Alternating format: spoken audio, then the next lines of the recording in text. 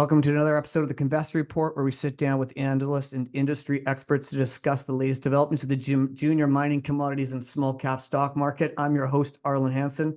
As always, please be aware of the disclaimer in description below. No part of this interview should be taken as investment advice, and Kin Communications or myself may own the securities we talk about today's interview. I don't know what we're talking about, but I will let you know if I do. Today, I'm joined by legendary Rick Rule, highly experienced investor and speculator with over 40 years experience in the mining industry, of course.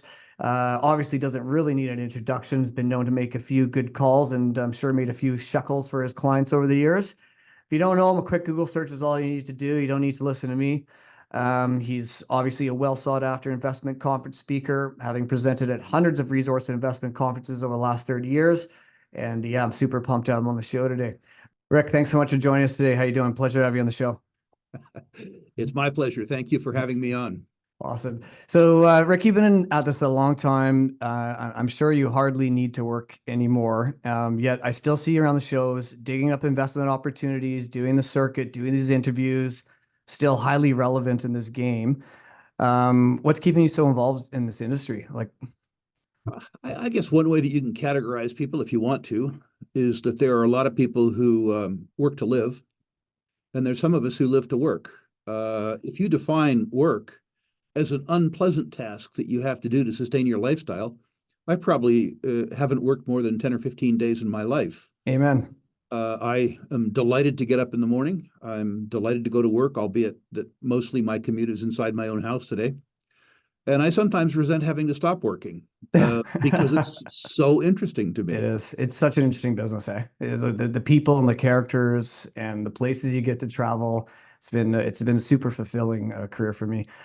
But yeah, so I do want to thank you for the advocacy that you bring in this industry. Like I started following you 25 years ago. Your opinions and direction certainly shaped my investment thesis, and I'm sure a lot of people in the industry. So I just kind of want to say thank you from the industry for still showing up at these shows, still doing these interviews, still educating this next generation of people that have to come into our mining sector to build what we need, right? Well, so thank you for that. I have to do that. Thank you. I have to do that for another reason. When I was coming up, I received absolutely priceless mentorship from older, more experienced people in the industry. And they did it, I think, with no expectation of recompense. I look back to the lessons that I was taught by, as an example, Ned Goodman or Hugh Mogensen, a whole range of people who took me on in my early 20s, sort of slapped me around and made me a better investor. To not mentor younger investors today would be to defame the people who mentored me. And although I'm not religious, that would be a sin. Yeah, I think we're doing our industry a disservice if we're not, right?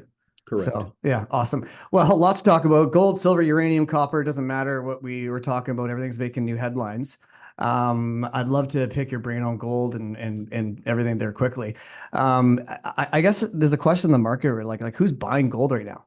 It seems to be like this mystery buyer that people can sort of put the pieces together.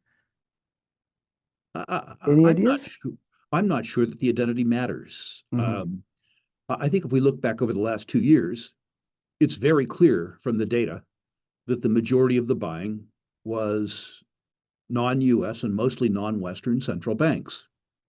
And I think the motivation was clear too.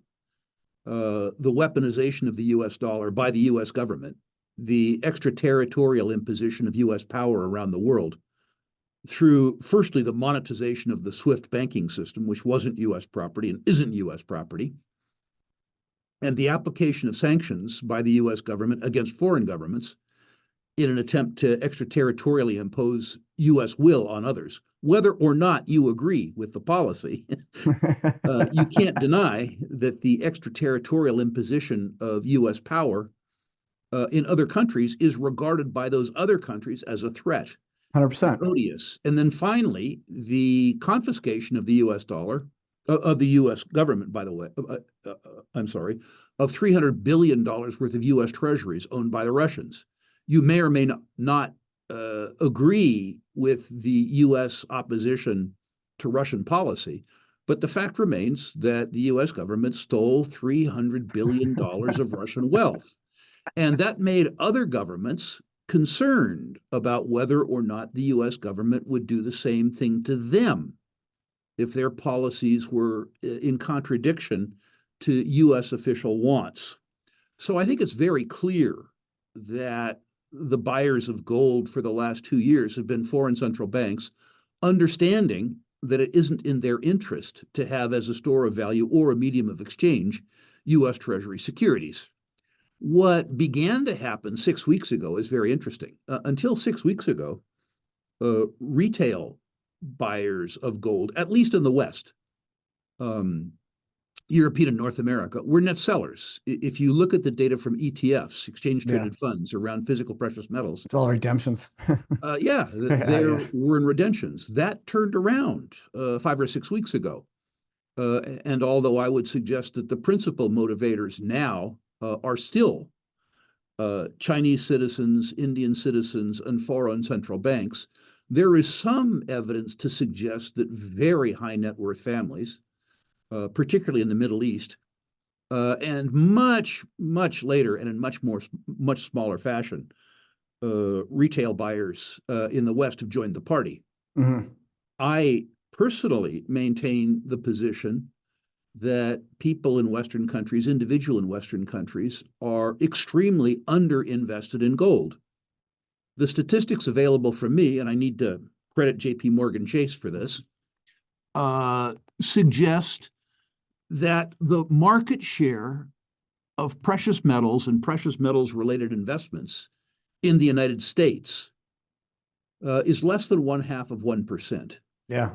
Which is to say that gold's market share of private wealth is less than 0.5%. JP Morgan Chase again estimates that the 4-decade mean market share of precious metals and precious metals related investments is 2%. Yeah. So if gold were to revert to mean in terms of market share, it would lead to a 4-fold increase in demand. Yeah, no, which I think would do an interesting thing to price. Yeah, and junior gold stocks. Eventually. Well, we need to segregate those asset classes. Remember that most junior gold stocks don't have any and never will have any gold. Equating the fortune of the junior gold stocks as a class with the gold price is fallacious. I would argue with you that if you invest in the junior gold mining sector as a sector, you will absolutely, without fail, go broke. I would suggest to you that in excess of 90% of the junior mining companies listed worldwide are valueless. Further, I would suggest that if you merged every junior mining company in the world into one company, we'll call that Junior Explorco. Perfect name. In a very good year, that company would lose $2 billion.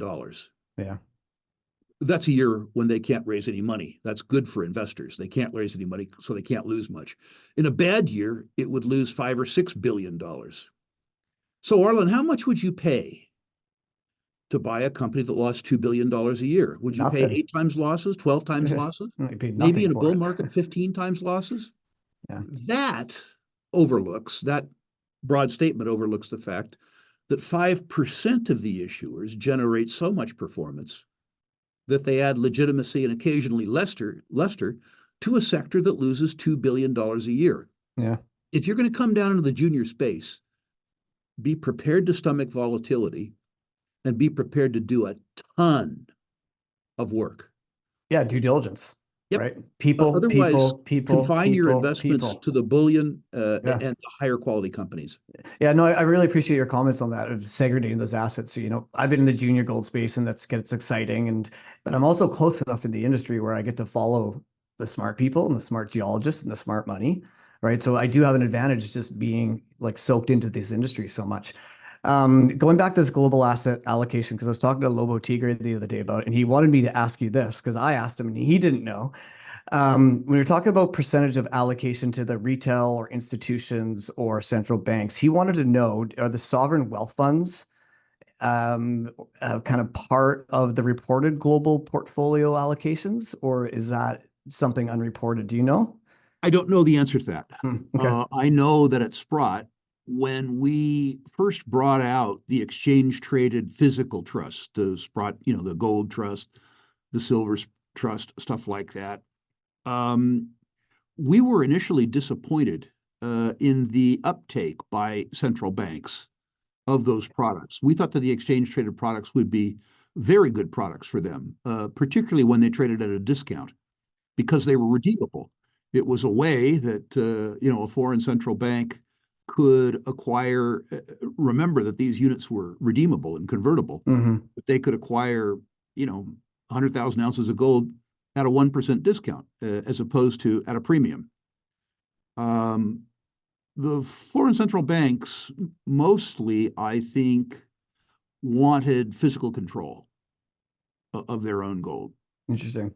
And I suspect, well, the Chinese are fairly opaque. Trying to figure out how much the Chinese central bank owns is a function of looking at net gold imports into China, and then the inventories on the Shanghai Exchange. And you can draw some fairly rough calculations around that. But that rough calculation doesn't take into account the gold that's produced in China, and that percentage of it which goes to the Chinese central banks, as opposed to that part of it which is refined and then distributed to the Chinese citizenry. So it's very difficult, I think, to understand sovereign wealth funds and foreign central bank holdings. Interesting. I did want to talk about, we got this BRICS summit coming up, and I guess there's some rumors of some big announcements. Like, what kind of outcome do you see out of here? Are we going to see something big out of this? Is this more noise, or? I think it's theater. Yeah. My friend Doug Casey once described the US dollar as an I owe you nothing. He said the euro is a who owes you nothing. Yeah. Because there's 17 or 18 bankers. And the BRICS is a nobody owes anybody anything. If you look at some of the countries that are BRICS signatories, the idea that they could have a common currency, first of all, when their own currencies are unconvertible, yeah. It's a bit of a joke. Note too, that what would you back this this currency with? Let's say that the Chinese ran up in US dollar terms a $500 billion trade surplus with the Russians. And let's say that the Russians gave them $500 billion worth of BRICS. What happens when China tries to turn those BRICS into something that's useful for China? Yeah, good luck. Hey, Vladimir, can I have my money back? Yeah. We know how that's going to go. Now, I do believe that you will see a gradual diminishment of the hegemony of the US dollar in global trade. I would point out to the people that are listening to this that the enemies of the US dollar are not in Moscow or Shanghai. They're in Washington. The world was enjoying a dollar standard in the period 1982 to 2020. They loved it. The rules changed, and we changed them. Yeah. The other thing that we did is we arithmetically made U.S. Treasury securities a bad deal by running up too much debt and too many deficits. Let's assume that the BRICS countries were still upset about the extraterritorial imposition of U.S. will on them. But let's assume that the U.S. Treasury were a good deal. Then there would be some risk. But when the guarantor, the ultimate guarantor of the U.S. Treasury, has $34 trillion in recourse debt on balance sheet, and a net present value, not a nominal value, a net present value of $100 trillion in entitlement obligations, Social Security, Medicare, Medicaid, federal government pension, military pension, $100 trillion. Those numbers are so staggering. It's so think about that as a creditor. Yeah. Right? What are they going to service this debt with? Yeah. A budget that has unfunded deficits that exceed $1 trillion every 100 days? That's great. Well, you just talked about the Meanwhile, junior mining sector losing all that money every year, right? Like, what's it I worth? mean, in a sense, the arithmetic gets even worse Yeah. in that the 10-year Treasury purports to pay you 4.3%, 4.4, in a currency where I would argue that the purchasing power is declining by 7 or 7.5. Yeah. Yeah. 100%. Yeah. Why would a foreign country subject themselves to third-party extraterritorial imposition of their will in return for losing 300 basis points of purchasing power every year for 10 Yeah. years? Yeah. It doesn't make sense, right? It stops eventually. Stupid transaction. Yeah, yeah. We're gonna move on to silver a little bit now here. Obviously, another interesting move. Silver Bull's getting super excited about a quick double. Like, hey, it's gonna happen overnight. Um, we all agree that there's like some correlation or a lot of correlation to gold and investment thesis on a hedge for money, da da da da da. But what about these new uses for silver and demand case for that, and how is that going to rocket demand moving forward? I'm not smart enough to tell you. Okay. The biggest industrial use that I can see out there is solar panels. That's fairly clear. And it looks as though reflective technology will have application for a fairly long time. There's another industrial utilization, which is also exciting me, which is silver's germicidal properties Mm, and the use of silver both as a disinfectant and antibacterial, but more importantly, as a component of wastewater and sewage treatment. right. But what we've seen in the past is that industrial demand is less important in the near term than investment demand. Right. I'm never sure exactly why that investment demand occurs. I can only tell you in 50 years of watching these markets that silver tends to move after gold. Hmm. But after the precious metals narrative has been established by gold, uh, partway through the cycle, perhaps half, I don't know, silver begins to move further and faster. Hmm. And the most volatile, up and down, natural resource asset class that I know of, with the possible exception of the uranium stocks, Yeah. It could be silver. are the silver equities. Yeah, yeah. Interesting, interesting. So like, because I'm really curious about like with all these new industrial uses for silver, if analysts are going to start being able to create some like more models and more predictable supply demand fundamentals, which maybe starts getting the generalists more comfortable with the like the industrial, but we just haven't seen it yet, right? It's just, You don't need to. The yeah, generalist is narrative oriented. yeah, The generalist hates arithmetic. Um, true. and the ability to create these supply demand models is something that's eluded at least me for 45 years. In the first instance, primary silver production, which is to say silver from silver mines, accounts for about 17% Yeah, I know. new Yeah, production.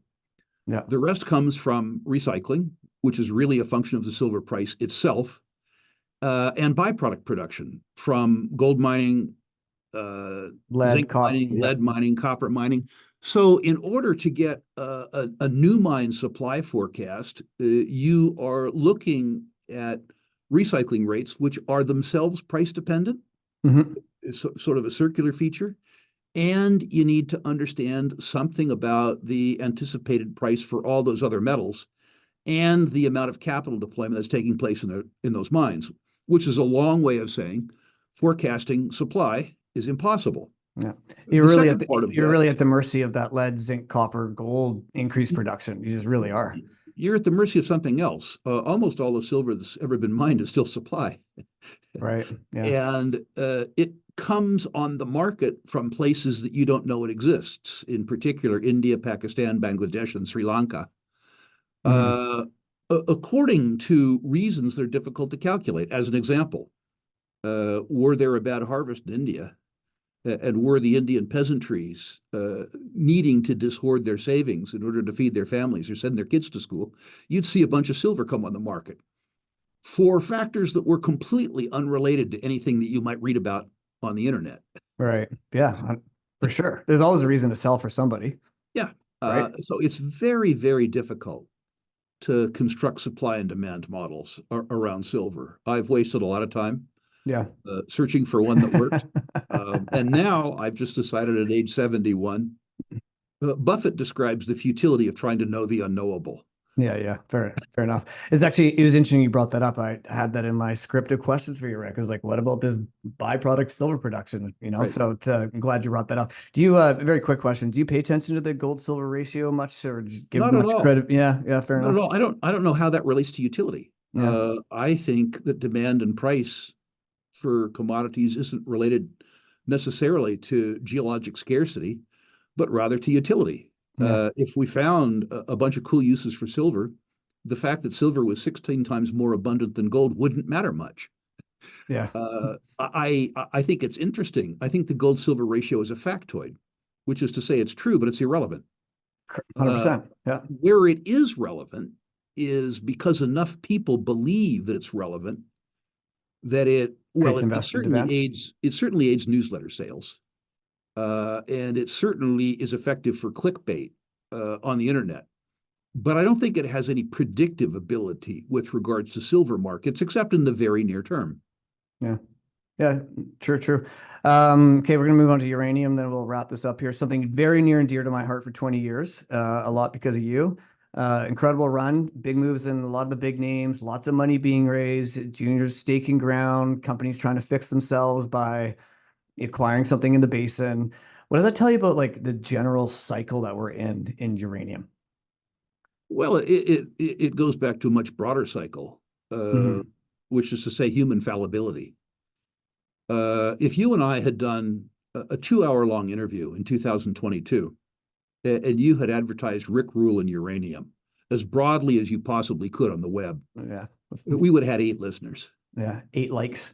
When the price of uranium had to go up, when the stuff was selling for $20 a pound and costing $60 a pound fully loaded to make, in other words, when it had to go up, when it was dirt cheap, nobody cared. Yep.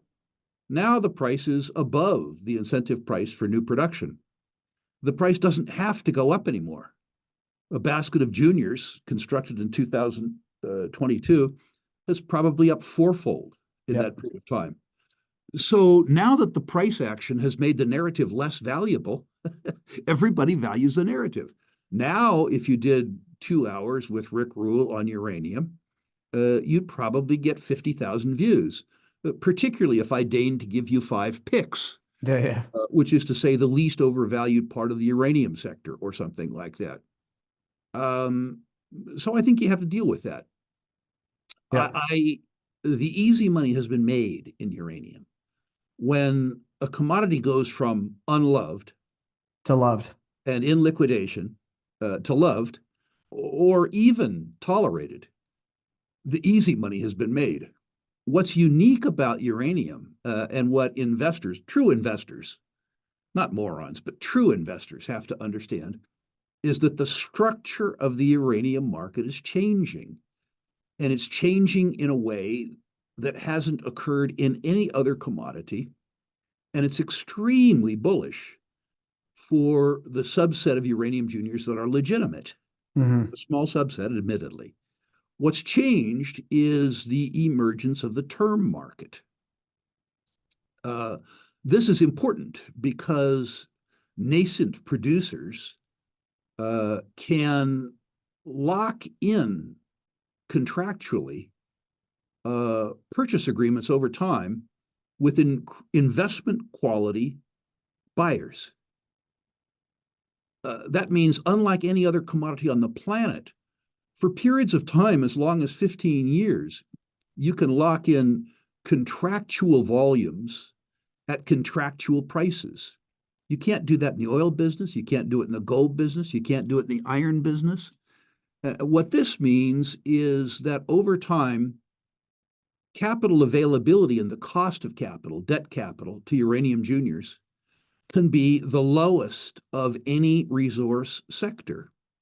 And it means that equity valuations can be the highest because of the visibility of their locked-in sales Right. contract and the ability of lazy securities analysts like myself to be able to more accurately forecast margins because you need the top line number. Yeah. If you Take a little junior. Let's pick one. Fission. High quality deposit in the middle of nowhere. High upfront capital costs, but a lovely, lovely, lovely deposit. No expertise around mine building among the opposition directors. Great explorationists, great capital market guys. Yep. But they know as much about mining as me, which is to say, not much.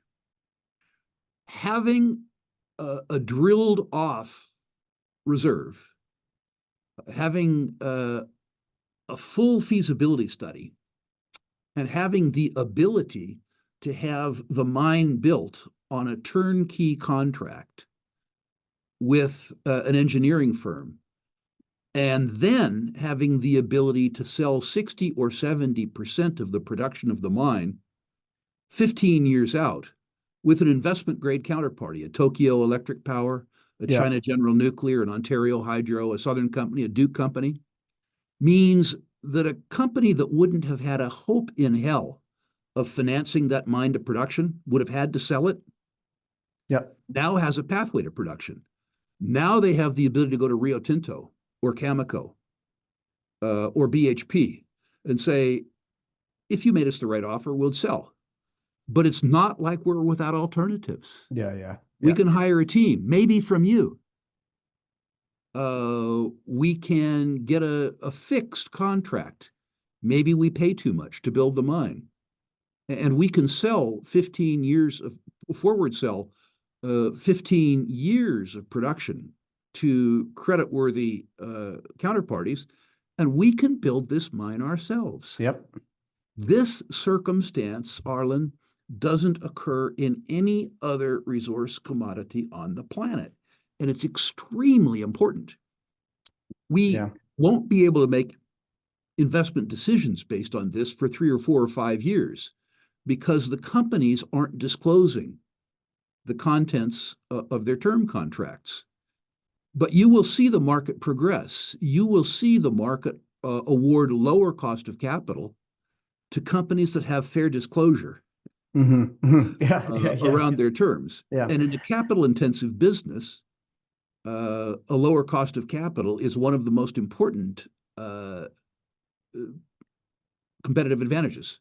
100%. So it's really going to change the way that the uranium business is valued and the way that the uranium business is conducted. It has really profound changes to the extent that when I say the easy money has been made, I also say the sure money, however, is ahead of us.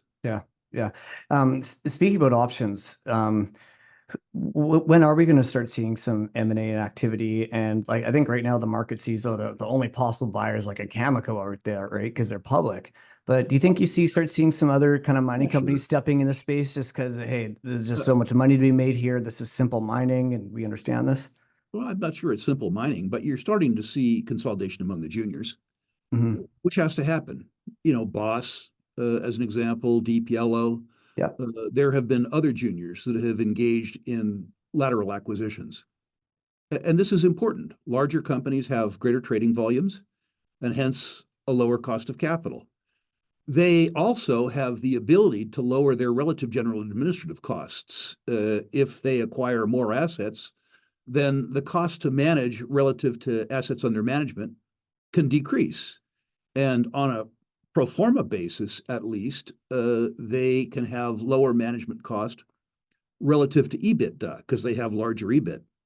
An equally important consideration is that the management's capital allocation choices expand. If they have 5 assets under a corporate umbrella, they can optimize capital allocation as opposed to just having 1 asset in the corporate umbrella, which they are tempted to put into production, even if it's marginal, if for no other reason than they're concerned about the longevity of their own salaries. Correct. So it's this is really, really important, this M&A. I think you will see top-down M&A. I think, as an example, in the Athabasca Basin, Teck, with the proceeds of their coal sale, has to be interested. They got to be, They have to be interested in the potash business, and they have to be interested in the uranium business. Rio Tinto doesn't have to be. They divested of their uranium assets. They took a But haircut on that one, hey? I think similarly, they're going to want to look. I think BHP is going to want to look. The reason I bring tech up is I think it's unlikely that the Canadian government, as it's currently configured, would look to a non-Canadian suitor Yeah. for world-class Canadian assets. What that means is that the buyer would have to be Cameco, Teck, Brookfield. There's a limited, perhaps BHP, because BHP is building the Jensen potash mine. Perhaps they would be given some sort of dispensation as a consequence of the fact that they're Australian and therefore benign. But I think there would be a political aspect to M&A. Yeah, 100%. And obviously our clean energy policy is like so important to us. We're not giving up those assets to foreigners, right? Right. Awesome. That's excellent commentary there. So generally speaking here, what do you think like the biggest overall theme the market's getting wrong about this market? Like what are they not getting? Which market? Just we're in a commodities bull market, and the stocks generally speaking are trading at very low valuations compared to where commodity prices are. Like what's I think the first mistake that people make is they conflate commodity prices with share prices. The number of companies that exist that can monetize these higher commodity prices relative to the total population of companies is pretty skinny. And do you think that's because of the assets or the people? Both. I think it's market psychology. Let me give you a bit of history that'll just scare the living, what, out of you. Okay. Period 2000 to 2010. Gold price goes from $250 an ounce, more or less, to $1,900 more or less. Sevenfold increase. Free cash flow per share in the XAU per share fell. What? Took skill. The selling price of the commodity went up sevenfold, and the free cash flow per share fell. Come on. Share prices did well, but that set up the unbelievable collapse in share prices that you saw beginning in 2011. The idea that people necessarily benefit from increased commodity prices by owning a random selection of companies in the sector is fallacious. So that's the first thing people need to understand. You need to do the work, even with the biggest and the best companies. If you look at the 30 biggest gold mining companies in the world, and you look at them through the metric of enterprise value versus net asset value calculated on a net present value basis, you'll see wide disparity. Yeah. If you look at companies in terms of 1 year, 5 year, or 20-year return on capital employed, you see unbelievable disparities. If you look at operating margins, you see unbelievable disparities. Many investors, including many institutional investors, employ an investment methodology that goes like, got a hunch, bet a bunch. And that doesn't work. Yeah. I think the second thing that resource investors need to take into account is this is both bullish and bearish. In many industrial commodities, copper and oil in particular, almost irrespective of what we do, we're going to have a supply shortage. What could get in the way of a supply shortage would be a synchronized global recession. If you reduce demand, supplies suddenly become adequate. Yeah. If you'll remember back to the COVID era, the cessation in air travel and some automobile travel cut oil demand by 30 million barrels a day. Crazy. An economic recession could do the same sort of thing.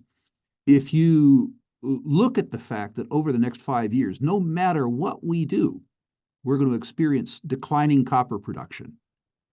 And you think about the fact that copper is already in deficit, what that means is that absent a recession, we're going to have to ration copper by price. No second choice. But note, I said absent a recession. I'm not an economist, I'm a credit analyst. So I would ask your viewers to ask themselves their view of the likelihood of the probability of a recession in 5 years. I'm not going to supply them with that data because I'm not qualified to. But I think they need to temper their enthusiasm for commodities by the probability as established by their own work of a global recession. And I think, too, that investors need to pay less attention to narrative where the narrative has already been justified by price moves. When people look at the uranium or the uranium space today, they listen to all the arguments advanced by me and others in 2022, and all of a sudden they get it because the prices increased fivefold. The reward for getting it is much less lucrative now. Yeah, 100%. When I go to those same investors, and I say, you might consider coal. Why would I do that? Coal is dirty.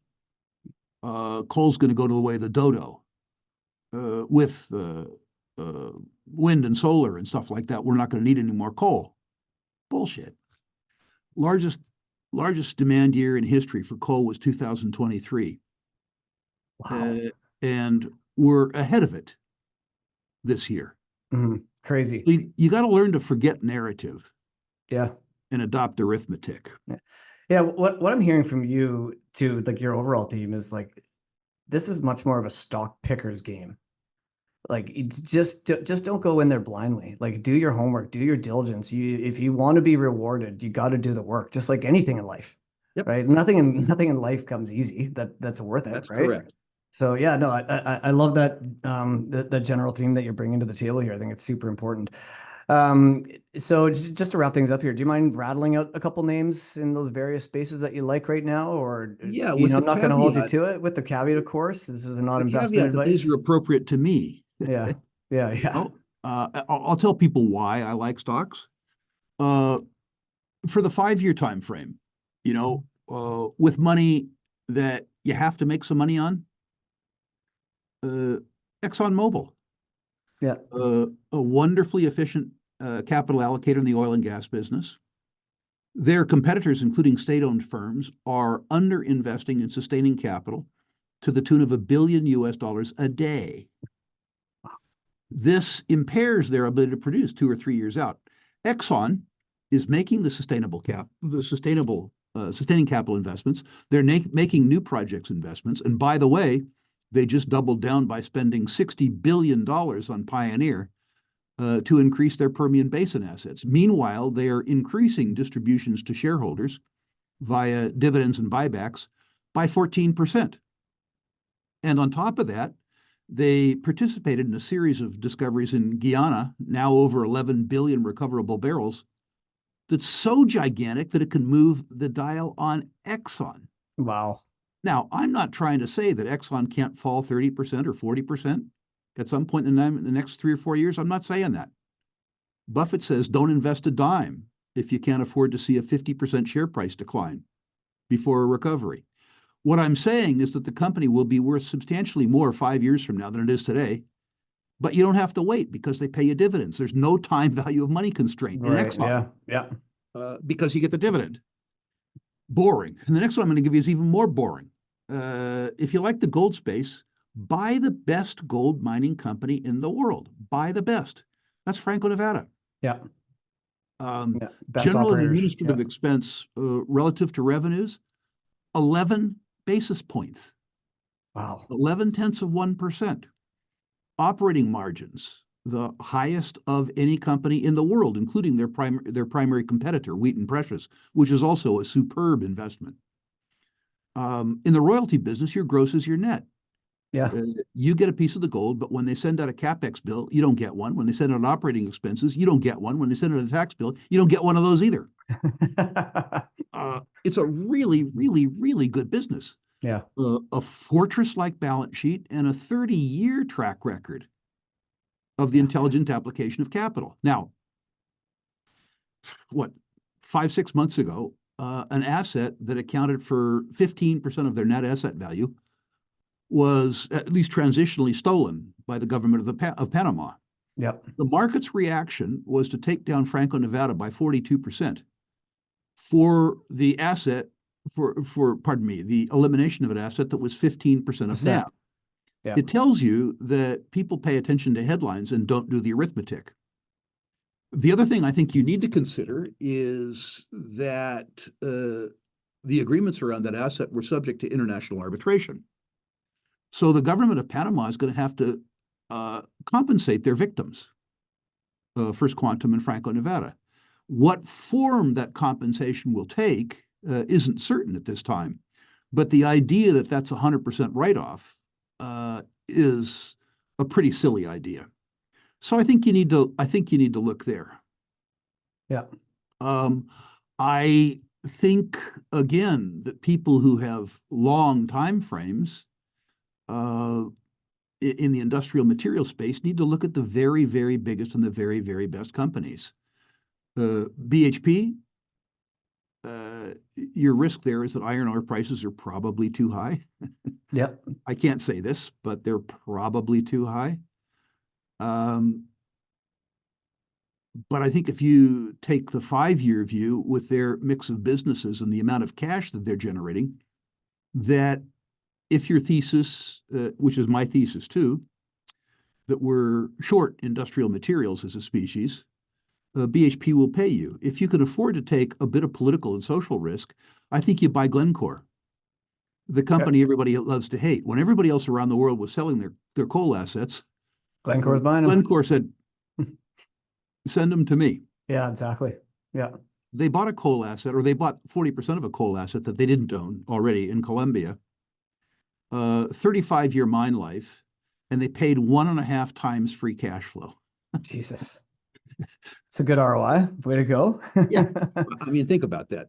Well, that I was actually going to bring this up, and we'll sign off that when you talked about like that free cash flow and the XAU, how it went negative while we saw a 7x in gold. I actually wonder how much of that was made because they were making bad investments.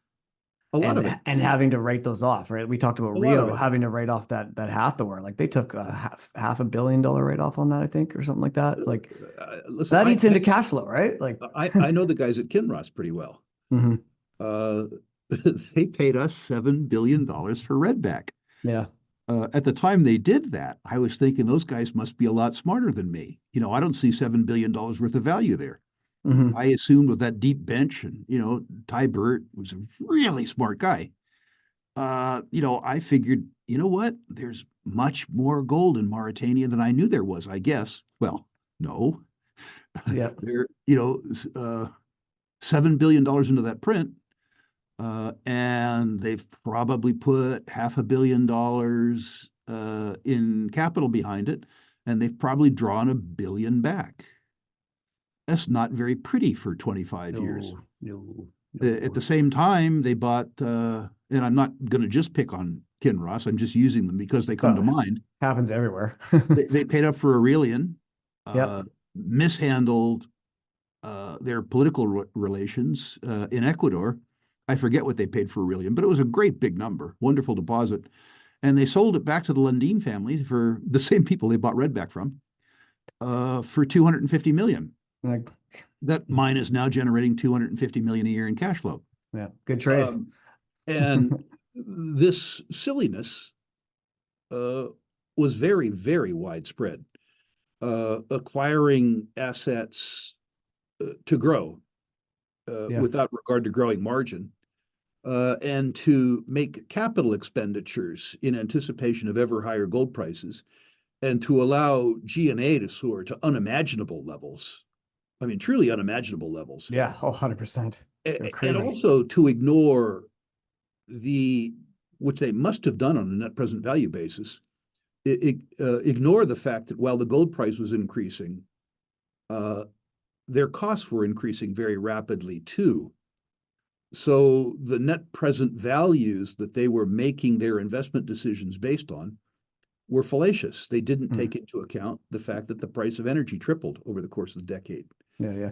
They didn't take into account the fact that the cost of truck tires for great big haul packs was $4,000 a tire at the beginning of the decade and $22,000 a tire at the end of the decade. Wow. Wow. And it's also like I think there's a lot of companies, maybe more in the mid-tier section, that were just like acquiring just to put resources in the ground. And Yep, again, like they would never ever extract it, ab- right? It absolutely. was just opportunity in the market for them, right? So awesome. Rick, really appreciate your time today. That was a rad conversation. Hope to bring you again on the show sometime just for some further fireside chat. And I appreciate your insight. And I know we're going to get some good value out of this for all our listeners. Two final words, if I may. Yeah, please. Any of your listeners who care what I think about natural resources can personalize it. If you go to ruleinvestmentmedia.com and list your natural resource stocks, I will personally evaluate them. I'll rank them 1 to 10, 1 being best, 10 being worst. Oh, cool. There's no charge for that. There's no obligation for that. Just list your stocks and I'll rank them. Secondly, July 7th through 11th in Boca Raton, Florida, what I consider to be the finest natural resource investment symposium in the world takes place. I believe it to be so because I run it. Do you handpick the companies that can present? Uh, Two value propositions here. The first is that every single exhibitor there is owned in my accounts or in accounts owned and managed by me. Sadly, Arlen, the fact that I own something doesn't guarantee it goes up. Really, truly unfortunate. But it does guarantee that the process is honest. At every other Yeah. investment conference I know, the qualification to be an exhibitor is a check that cashes. That's it. Yeah. The second thing is that unlike any other investment conference in the world, whether you attend live in Boca Raton, Florida, or via live stream in the convenience of your own home, we have a 100% money back guarantee. If at the end of the conference you don't think you got your money's worth, email me, gold-plated money back guarantee. I've been making this guarantee for 30 years.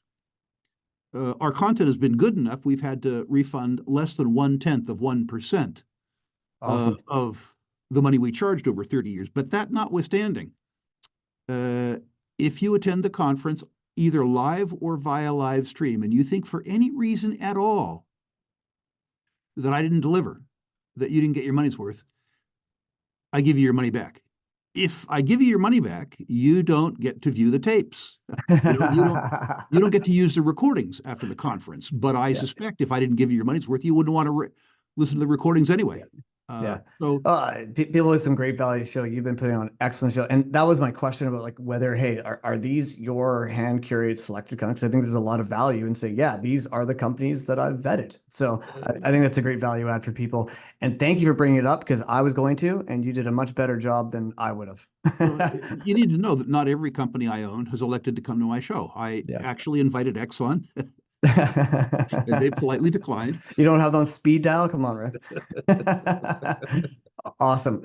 Yeah, we'll put more information about that show at the bottom of our channel there. Thanks so much, Rick. That was awesome. We'll have you on again and we'll see you kicking around the shows for sure. Thank you for the opportunity. Okay, take care.